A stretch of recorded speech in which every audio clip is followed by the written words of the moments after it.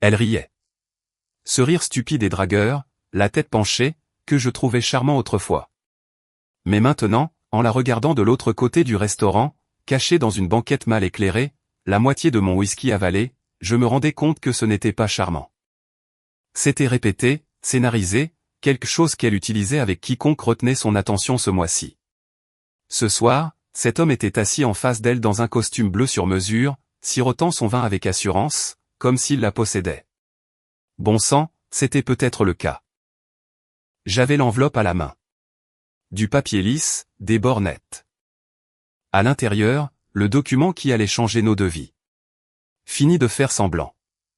Fini de sourire pour les photos, de faire croire que nous étions heureux. Fini les mensonges de Camille. Fini de rentrer à la maison pour retrouver ses faux baisers et ses excuses superficielles. Fini de l'entendre murmurer « Je t'aime » pendant que son téléphone vibrait, face contre table. Je la regardais toucher la main du type, audacieuse, juste là, en public. Aucune honte. Je la fixais comme un homme qui regarde la fin de son propre film, sachant que le générique allait défiler, mais espérant encore un rebondissement impossible. Ils étaient assis à notre place. Ça m'a frappé plus fort que je ne l'aurais cru. La banquette 17 au jardin d'hiver. L'endroit où nous avions fêté nos 5 ans de mariage. L'endroit où je l'avais demandé en mariage. Maintenant, elle est là avec lui, à rire, à siroter, à faire tourner son vin comme la méchante d'une série à petit budget. Je n'ai pas scié quand la serveuse est passée. Excusez-moi, ai-je dit en lui tendant l'enveloppe. Pourriez-vous remettre ceci à la femme à la robe rouge? Banquette 17. Elle l'a prise sans y prêter plus d'attention, tout comme Camille prenait notre mariage, à la légère, comme une corvée. Je ne l'ai pas retenu, je me suis simplement adossé et j'ai observé. Ce moment m'a paru être au ralenti. Camille a vu la lettre arriver. Son sourire s'est figé. Ses doigts ont tremblé en l'ouvrant, s'attendant probablement à des bêtises romantiques de la part d'un admirateur secret. Puis elle a lu les premiers mots, demande de divorce. Et son monde s'est effondré. Son rencard s'est penché, confus. Elle a dit quelque chose. Je n'entendais pas quoi, mais à la façon dont ses épaules se sont raidies, à la façon dont ses yeux ont scruté les environs comme un animal traqué, elle a su que j'étais tout près. Elle pouvait me sentir. Je me suis levé lentement. Elle m'a alors repéré. Nos regards se sont croisés et j'ai souri. Le même sourire qu'elle m'avait fait 2 mois plus tôt, quand elle avait dit qu'elle finissait tard au bureau, alors que son téléphone, toujours connecté à notre compte cloud, avait téléchargé par erreur une photo dans le dossier partagé. Ses jambes emmêlées avec les siennes dans un lit d'hôtel. À la lueur des bougies, avec du vin bon marché. Lui tenant la nuque comme si elle lui appartenait. C'est la nuit où j'ai cessé d'être un mari. Ce soir, je devenais autre chose. Camille s'est levée. La panique a éclaboussé son visage. Julien, a-t-elle sifflé, essayant de garder la voix basse. L'amant s'est retourné pour me regarder. Arrogant, suffisant, comme si j'étais une note de bas de page dans leur conte de fées. Passez une bonne soirée, ai-je dit en leur faisant un signe de tête à tous les deux. C'est vous qui payez les verres. Considérez ça comme une célébration. Je suis sorti avant l'explosion. Qu'il brûle derrière moi. Dehors, l'air m'a fait un effet différent. Froid, vif, vivant.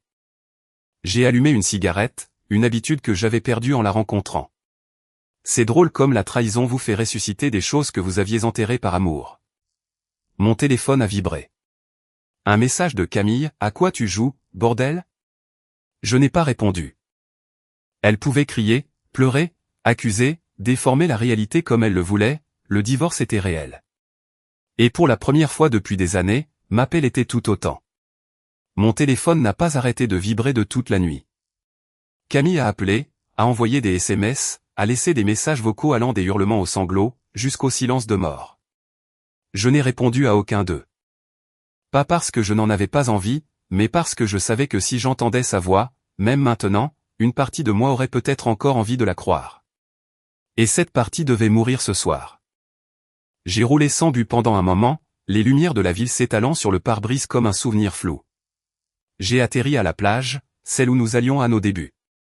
Je me souviens d'elle dans un sweat à capuche, pieds nus dans le sable, faisant semblant d'avoir froid juste pour que je la serre contre moi. Avant, je croyais que ces moments étaient vrais, qu'elle était vraie. Maintenant, je me demandais combien d'entre eux n'étaient que des auditions pour le rôle auquel elle voulait me faire croire. Le temps que je rentre, il était presque minuit. La maison était plongée dans l'obscurité, mais je savais qu'elle viendrait, et elle l'a fait.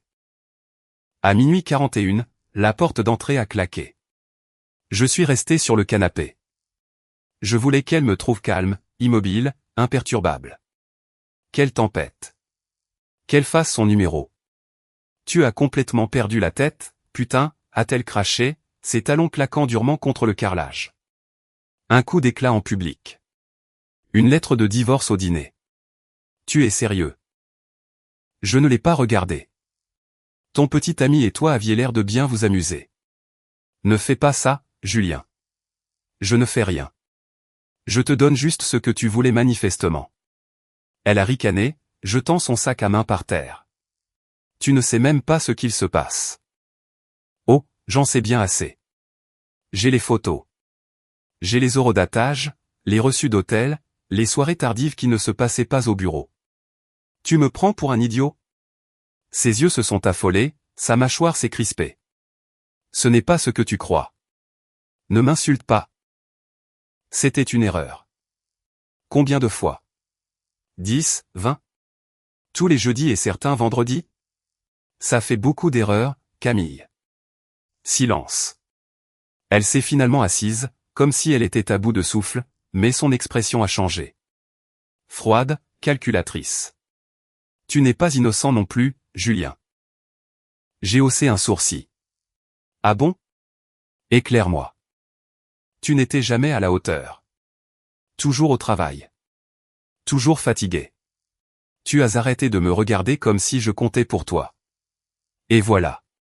La manipulation mentale, l'inversion des rôles, la tactique classique de la narcissique. Alors, tu as décidé de laisser quelqu'un d'autre se glisser dans notre lit. C'est ta solution. Elle n'a pas scié. Au moins, lui, il me faisait me sentir vivante. Celle-là a fait mal. Je me suis levé et je l'ai regardé de haut, comme si je regardais une inconnue. Tu aurais dû me dire que tu voulais en finir. J'aurais respecté ton honnêteté. Mais tu n'aurais pas supplié, a-t-elle dit d'un ton plat. Cette phrase à elle seule me disait tout ce que j'avais besoin de savoir sur la femme que j'avais épousée. Tu es malade, ai-je marmonné. Elle a ri. Elle a vraiment ri. Tu te prends pour la victime, ici? Tu te prends pour un héros en distribuant des papiers de divorce comme dans une scène de film dramatique? Tu es pathétique. Je suis peut-être pathétique, ai-je répondu en me dirigeant vers les escaliers, mais je ne suis plus ton mari, et c'est la meilleure décision que j'ai jamais prise. Elle s'est levée brusquement. Tu vas le regretter. Personne ne t'aimera jamais comme je t'ai aimé. Je me suis retourné. Mon Dieu, j'espère bien que non. Et je suis monté à l'étage, la laissant dans la cuisine comme un fantôme hantant un endroit auquel elle n'appartenait plus. Je l'ai entendu pleurer plus tard. C'était peut-être sincère. Peut-être pas. Je m'en fichais. J'avais fini par ne plus m'en soucier. Et c'était la chose la plus puissante que j'ai ressentie depuis des années. Le lendemain matin, elle était partie. Pas un mot, pas un SMS, juste le silence et son côté du placard vidé, nettoyé, comme si elle n'avait jamais vécu ici. Comme si elle n'avait pas passé 6 ans à me promettre l'éternité. Je me suis servi du café, noir et amer, comme je l'aimais avant de commencer à le sucrer pour elle. Je me suis assis à la table de la cuisine, fixant la chaise vide en face de moi. Mon téléphone a vibré de nouveau. Un message de sa mère. Je suis sûr que ce n'est qu'un malentendu. Parle à Camille. Vous pouvez arranger ça tous les deux. Arranger ça. Camille n'avait pas trébuché pour tomber dans le lit d'un autre homme. Elle s'était construit une double vie, un mensonge après l'autre, pendant que j'étais trop aveugle pour le voir. Je n'ai pas répondu. Si sa famille cherchait désespérément à croire à son fantasme, grand bien leur fasse. J'avais fini de jouer le second rôle dans une histoire où je passais toujours après ses envies. J'ai passé la journée à rassembler tout ce qu'elle avait laissé derrière elle. Les lambeaux d'un mensonge déguisé en amour. Bouteilles de parfum, photos de mariage, mots d'amour qu'elle avait écrits autrefois pour sauver les apparences. J'ai tout balancé dans un carton, pas pour les brûler, ni pour les détruire, juste pour les sortir de mon espace. Je n'allais rien détruire. Cela aurait signifié que je m'en souciais encore. Vers midi, j'ai reçu un message d'un numéro inconnu. Tu l'as humilié. Tu n'étais pas obligé de faire ça. Aucun nom, mais je savais de qui il s'agissait. Son amant. J'ai fixé l'écran pendant un moment, la rage me nouant la gorge. J'avais envie de lui renvoyer un roman. Je voulais lui rappeler que j'avais les reçus, les photos, le pouvoir de ruiner bien plus que la simple réputation de Camille, mais je ne l'ai pas fait. J'ai tapé une seule phrase. Dis-lui de choisir quelqu'un de plus intelligent la prochaine fois. J'en suis resté là. Ce soir-là, j'ai retrouvé mon frère, Mathieu. Nous nous sommes installés dans ce vieux bar que nous fréquentions à l'université. Je ne l'avais pas vu depuis un moment. Je trouvais toujours des excuses. Beaucoup de travail. Camille a prévu quelque chose. Mais pas ce soir, mec, m'a-t-il dit après que je lui ai tout raconté. Je ne l'ai jamais aimé. Mais je n'ai rien dit. Tu avais l'air heureux, et je me suis dit que j'aurais le mauvais rôle si j'ouvrais la bouche. J'ai hoché lentement la tête.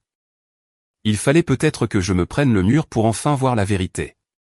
Mieux vaut maintenant que dans 10 ans avec 2 gosses. Il n'avait pas tort. Ça aurait pu être pire. Elle aurait pu me prendre davantage. Je lui ai fait remettre la lettre de divorce pendant qu'elle était de sortie avec lui, ai-je dit en sirotant ma bière. Tu aurais dû voir sa tête. Mathieu a ri aux éclats. Putain. Coup fatal. Je respecte. Il ne s'agissait même pas de vengeance, je l'avoue. C'était juste pour tourner la page. J'avais besoin qu'elle sache que je l'avais démasqué. Vraiment démasqué. Il s'est adossé. Eh bien, elle a vu le vrai toi, elle aussi, maintenant. Et elle n'a plus le contrôle là-dessus. Ça m'a percuté. Pour la première fois depuis des années, je n'étais plus sous sa coupe, à essayer de prouver ma valeur ou de calmer ses crises de colère. Je n'avais plus peur qu'elle me prive de son amour ou me punisse en prenant ses distances. Je n'essayais plus de la conquérir. J'étais libre. Les jours suivants ont défilé comme dans un brouillard, mais je ne me sentais pas anesthésié. Je me sentais plus léger. Il y avait du chagrin, certes, mais pas pour elle. C'était pour la version de moi-même que j'avais perdue dans ce mariage. L'homme qui passait son temps à faire des compromis, à s'effacer, à s'excuser pour des choses qu'il n'avait pas faites, juste pour la garder calme. Ce type avait disparu, et je commençais à faire connaissance avec l'homme qui l'avait remplacé. La date de l'audience officielle est arrivée plus vite que je ne le pensais. Je me tenais devant le tribunal ce matin-là, dans un costume anthracite que je n'avais pas porté depuis ma promotion, à l'époque où Camille faisait encore semblant d'être fière de moi. À l'époque où elle n'était pas trop occupée à finir tard pour venir fêter ça. Elle est arrivée avec 20 minutes de retard, portant un blazer blanc, comme si elle essayait de jouer les innocentes. Son avocat se tenait à côté d'elle, le visage impassible, concentré. De son côté, elle m'a jeté un regard pur venin, comme si j'étais celui qui l'avait trahi. Aucune culpabilité dans ses yeux, juste de l'agacement. Quand le juge a demandé si nous souhaitions une médiation, je l'ai regardé droit dans les yeux et j'ai dit, non, je suis en paix avec ma décision. Camille a levé les yeux au ciel en marmonnant quelque chose à son avocat. Je n'ai pas posé de questions. Je m'en fichais. Nous avons signé. Nous avons juré. Nous sommes partis. Dehors, elle a enfin pris la parole. Alors c'est ça. Tu vas tout simplement jeter en l'air tout ce que nous avons construit. J'ai penché la tête. Nous n'avons rien construit du tout. J'ai construit. Tu as tout cassé. Elle n'a pas bronché. Elle a juste croisé les bras. Il me traite mieux que tu ne l'as jamais fait. J'en suis sûr. Il ne te connaît pas depuis assez longtemps pour se lasser de ton numéro. Tu es tellement. N'essaie pas, les jeux coupés. N'essaie pas de chercher la bagarre. Tu ne peux pas gagner celle-ci. Tu as perdu à la seconde où tu as cru que je serais trop faible pour partir. Sa bouche est restée ouverte, mais aucun mot n'en est sorti. Je me suis retourné et j'ai marché jusqu'à ma voiture. Je sentais son regard sur moi, essayant probablement de se convaincre qu'elle avait encore du pouvoir sur moi. Mais la vérité, c'est que son sortilège était enfin brisé. Elle n'était plus qu'une inconnue de plus, avec un visage familier. Ce qui est drôle, c'est que des gens ont commencé à me contacter. De vieux amis que j'avais perdus de vue, des collègues qui me regardaient toujours comme s'ils savaient quelque chose que j'ignorais. Même ma mère m'a appelé. Elle n'avait jamais aimé Camille, mais avait gardé le silence par respect. Parfois, m'a-t-elle dit, il faut un incendie de forêt pour éliminer le bois mort.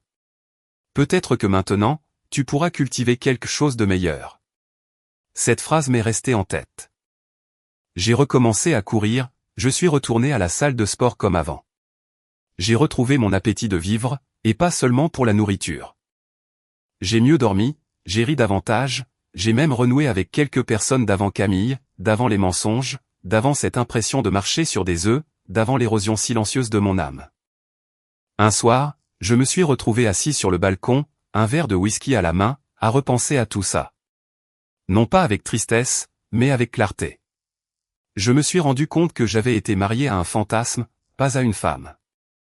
À une performance, une de celles qui réclament des applaudissements constants mais n'offrent jamais de rappel.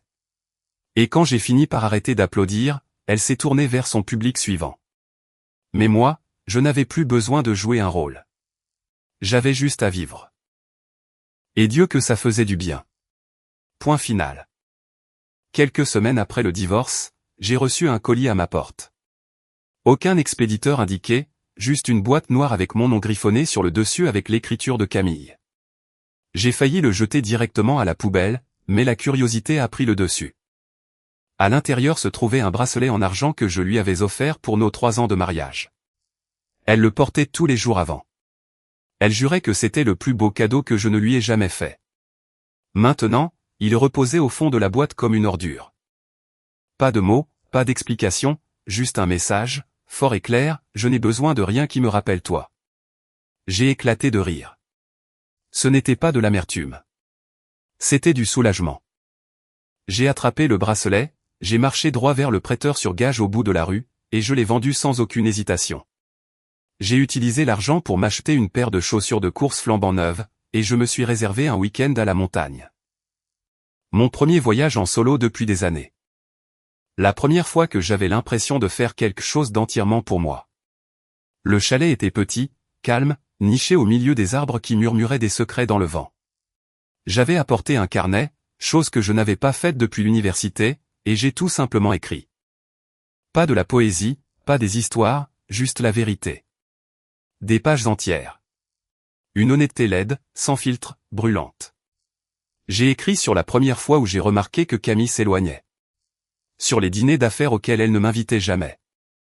Sur les « bonnes nuits », glaciales, les mots de passe bizarres sur son téléphone, les fausses larmes dès que je posais des questions sur quoi que ce soit. J'ai écrit sur la culpabilité qu'elle plantait en moi comme des graines, me convainquant que j'étais paranoïaque, possessif, peu sûr de moi, alors qu'en réalité, je ne faisais que regarder mon mariage pourrir de l'intérieur. Une ligne que j'ai écrite est ressortie du lot, elle ne m'a pas détruit. Elle m'a révélé.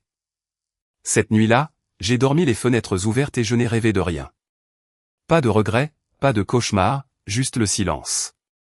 Quand je suis rentré à la maison, tout m'a semblé plus petit, plus simple. J'ai commencé à changer les choses, à repeindre la chambre, à donner ses meubles, et même à changer le matelas. Il ne s'agissait pas seulement de l'effacer. Il s'agissait de me réapproprier l'espace, mon espace. Puis, un après-midi, je suis tombé sur elle. Au supermarché, de tous les endroits possibles. Elle était avec lui. Le même type, le même sourire suffisant. Elle m'a vu la première et s'est figée. Il ne m'a pas reconnu jusqu'à ce qu'elle murmure mon prénom. Je leur ai fait un signe de tête à tous les deux et j'ai continué à marcher.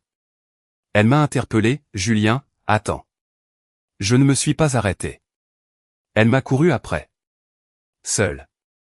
Il n'a pas suivi. On peut parler, a-t-elle demandé.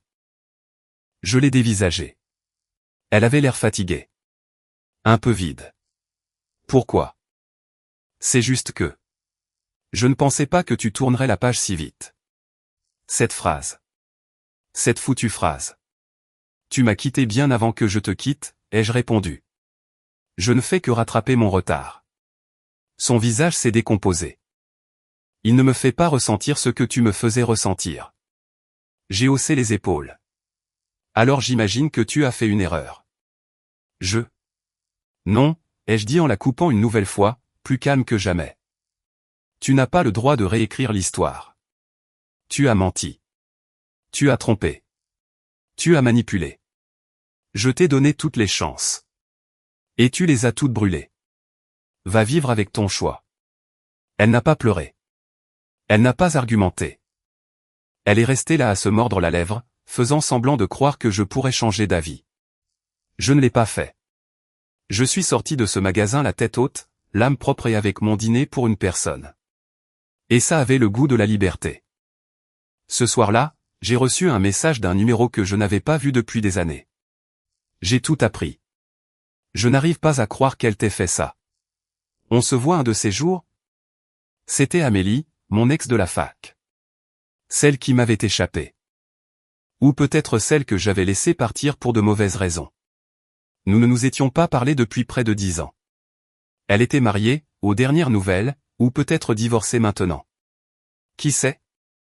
Je n'ai pas répondu tout de suite, non pas parce que je n'étais pas intéressé, mais parce que, pour la première fois depuis des années, je ne cherchais pas quelqu'un pour combler un vide.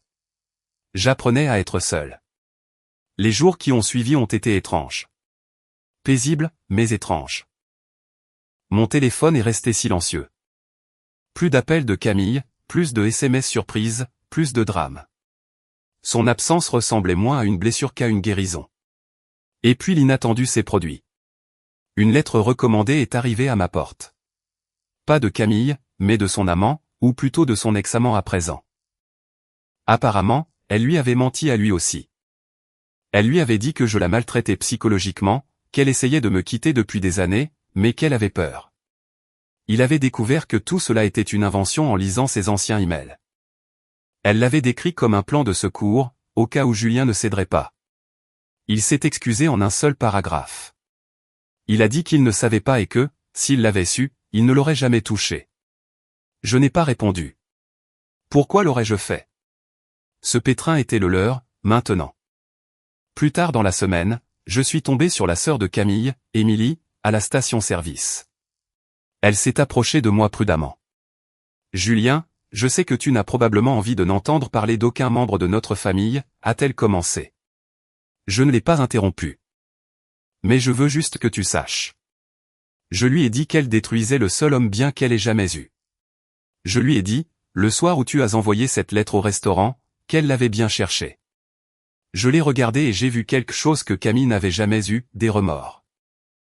De la sincérité, de la vérité. Elle ne pleure même pas pour toi, a ajouté Émilie. Elle pleure parce qu'elle croyait que tu la supplierais de revenir. C'était tout ce que j'avais besoin d'entendre. J'ai hoché la tête. Merci de me l'avoir dit. En redémarrant, j'ai réalisé que quelque chose de majeur avait changé en moi. Je n'avais pas seulement survécu à notre rupture. Je l'avais dépassée. Elle était un chapitre que j'avais terminé. Un chapitre douloureux, oui, mais elle n'était pas toute mon histoire. Et chaque nouvelle page m'appartenait désormais. Un mois plus tard, j'ai fait un voyage improvisé à Marseille. J'avais besoin de bruit, de couleurs, de gens qui ne connaissaient pas mon nom. J'ai erré dans des bars de jazz, des cafés cachés dans des ruelles, je me suis assis à côté d'inconnus et j'ai laissé la musique noyer le moindre écho de sa voix dans ma tête. Un soir, j'ai fini dans un bar sur un toit. Il y avait une fille qui chantait. Rien de sophistiqué, juste une voix et une âme. Elle avait des cheveux bruns bouclés, une guitare bon marché, et des yeux qui portaient des histoires plus profondes que les miennes. Quand elle chantait, ce n'était pas lisse. C'était vrai, d'une brutalité assumée, et ça m'a frappé plus fort que n'importe quelle rupture. Elle s'appelait Claire. Nous avons discuté pendant des heures, de tout, sauf d'amour. Pas de blessures du passé, pas de faux sourires, juste deux personnes laissant la nuit être ce qu'elles voulaient être. Elle ne m'a pas demandé ce qui m'amenait là. Je ne lui ai pas demandé si elle habitait ici. Ça n'avait pas d'importance. Pour une fois, je n'essayais d'impressionner personne. Je n'essayais pas d'être celui dont quelqu'un avait besoin que je sois. Quand je l'ai raccompagnée à sa voiture, elle s'est tournée et m'a dit, « Tu as l'air de quelqu'un qui vient de sortir d'une cage. » J'ai souri en coin. C'est drôle, c'est exactement ce que je ressens. J'espère que tu n'y remettras jamais les pieds, a-t-elle dit avant de s'éloigner en voiture. Je ne l'ai jamais revue. Mais cette nuit-là m'a marqué.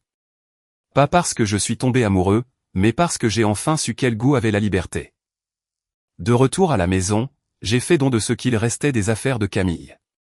Le carton poussiéreux dans le garage. Le manteau d'hiver qu'elle n'avait jamais pris. La bouteille de parfum encore cachée dans le tiroir de la salle de bain. Disparu. J'ai changé de numéro. Je ne l'ai envoyé à personne qui ne comptait pas pour moi. Un matin, je suis passé devant notre ancienne boulangerie préférée et j'ai vu sa voiture garée devant. Je ne me suis pas arrêté. Je n'ai pas regardé. J'ai juste souri intérieurement, j'ai baissé la vitre, et j'ai laissé le vent emporter chaque morceau de l'homme qui l'attendait autrefois.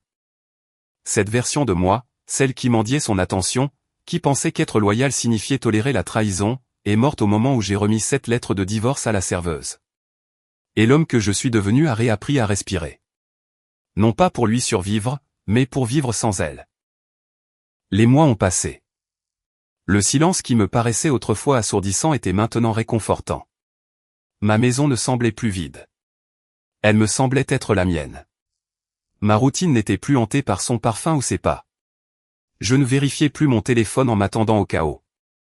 La paix a cessé d'être une étrangère et a commencé à ressembler à une colocataire que j'aurais dû laisser entrer il y a des années. Un après-midi, en me promenant dans un petit marché de rue du centre-ville, j'ai vu un couple, jeune, heureux, taquin. La façon dont elle le regardait m'a rappelé comment Camille me regardait lors de notre rencontre. Avant que la pourriture ne s'installe, avant que les mensonges n'eussent son masque jusqu'à l'os. Je ne me suis pas senti amer en les regardant. Je ne les enviais pas non plus. J'espérais juste qu'ils ne finiraient jamais là où nous en étions arrivés. De retour chez moi, j'ai ouvert mon ordinateur portable et je me suis connecté à un vieux dossier intitulé « Nous ». J'ai laissé mon curseur planer dessus pendant quelques secondes. Il y avait des centaines de photos, de vidéos, de SMS que j'avais autrefois conservés comme s'il s'agissait d'un trésor. Maintenant, ils ressemblaient aux vestiges d'une guerre à laquelle j'avais survécu de justesse. Supprimé. Aucune hésitation. Disparu en quelques secondes, tout comme l'amour que nous faisions semblant d'avoir. Plus tard dans la soirée, je me suis assis sur la terrasse avec un verre de scotch et ce genre de silence qui ne pose pas de questions. Et j'ai commencé à écrire, pas dans un carnet cette fois, ni comme une thérapie, juste des mots dont j'avais besoin de me libérer. J'ai écrit la vérité, que je l'avais aimée, que je lui avais tout donné, que certains jours, je voulais que ça marche plus que je ne voulais respirer. Mais j'ai aussi écrit qu'elle avait détruit cet amour à chaque mensonge, chaque fois qu'elle levait les yeux au ciel, chaque baiser du bout des lèvres qu'elle me donnait après avoir offert tout son corps à quelqu'un d'autre. Et ensuite, j'ai écrit ce que j'avais appris. Ne jamais supplier pour être choisi. Ne jamais accepter les miettes de quelqu'un qui festoie dans ton dos. Et ne jamais laisser quelqu'un confondre ta loyauté avec de la faiblesse. J'ai plié cette page et l'ai placée dans le tiroir où je garde les choses qui me rappellent qui je suis. Pas qui j'étais avec elle, mais qui je suis devenu sans elle. Cette histoire a commencé par un dîner. Elle s'est terminée par une lettre, et, entre les deux, il y a eu un homme qui a tout perdu, seulement pour mieux se retrouver. Elle peut garder ses mensonges, son amant, ses victoires vides de sens. J'ai quelque chose de mieux.